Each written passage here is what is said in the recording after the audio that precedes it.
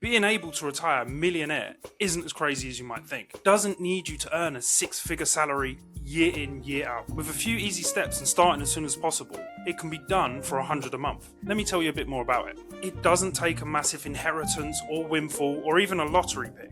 Simply starting at the age of 20 changes everything. So for this, we call retirement age 60, which I'm sure we'd all love to be able to retire by the age of 60. Starting at 20, for over 40 years till you reach 60, putting in $100 a month, which means you would have invested $48,000 total. That's $100 a month, never changed, didn't increase or decrease, but never missed it either. Based on the S&P 500's historical return of 10% a year, that $48,000 grows to $632,000. That's over $500,000. That means you've invested $48,000 over that course of time. The market turned it into $632,000. That gap of more than $500,000 that you personally didn't contribute, that's compound interest.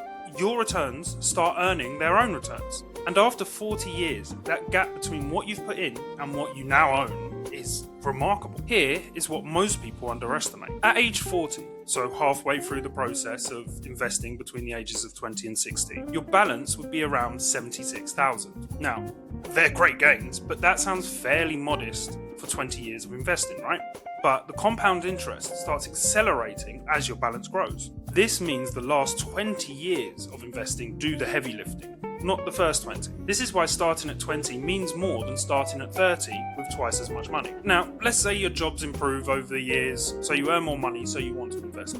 So you decide to increase your investments by £100 every 5 years. So it means from the ages of 20 to 25, you're investing £100 a month. From the ages of 25 to 30, you invest $200 a month, so on and so forth, which will continue up to $800 a month in the final 5 years of investing before you turn 60. That means the total amount you would have invested over those 40 years is $216,000. Final balance you would have at 60 years old is $1,516,000. Same index, same principles. The only difference is the modest increase you added to your investments every 5 years to reflect how much you're earning. The S&P 500 is not a guaranteed return.